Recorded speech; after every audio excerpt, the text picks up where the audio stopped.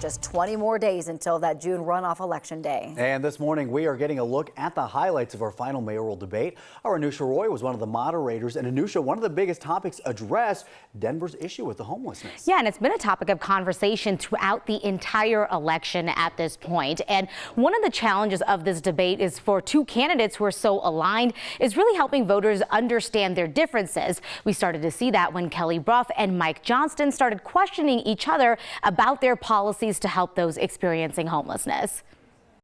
I think Mike's plan lacks a sense of urgency about getting people to safer locations and saving lives.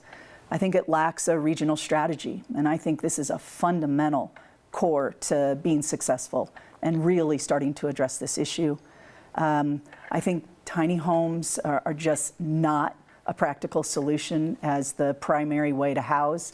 And I really listen to service providers when they say that approach is not going to work. The difference between my approach and Kelly's on this is she would keep folks in tents and safe outdoor spaces. What we know from both weather risks and safety risks, so you can still get your tents broken into, you can still have freezing temperatures in those places.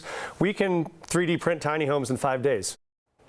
So this election is really interesting in the sense that we went from 17 candidates down to 2 headed for the runoff. We also have never elected a woman mayor before in Denver, which is something Brough is leaning into, saying the right and most qualified person for the job is a woman. But then yesterday, the third place finisher, Lisa Calderon, endorsed her opponent, Mike Johnston, saying her values and Brough's values don't align. Calderon also said endorsing Johnston is essentially harm reduction for the city of Denver. So essentially a very tepid endorsement that we saw yesterday. It's interesting what you hear some of the other candidates saying that, their values don't align, because a big question is kind of where do Johnston and Brough really differ? Yeah. And you have to look at their plans.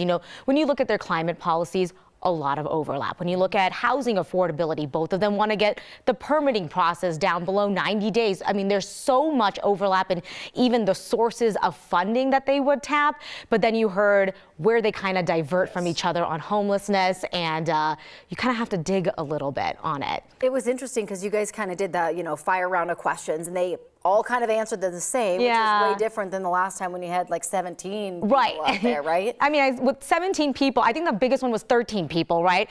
You're going to have a whole spectrum of opinions and thoughts, and now we whittle down to 2 people who are both centrist and have so much overlap right now, and have a lot of, the Hancock administration has said that they are thrilled that these are the 2 finalists because they see them as a continuation of their policies. When we asked them about that, they said, oh, hold on, no, we're different. We are going to be going after transparency. We want the issue with the number of migrants coming to Denver to be handled differently. We have to have a different relationship with DPS. So every administration wants to differentiate themselves. Yeah, exactly. It was a good debate. You did a great job. Thank you. It flew by. Yeah.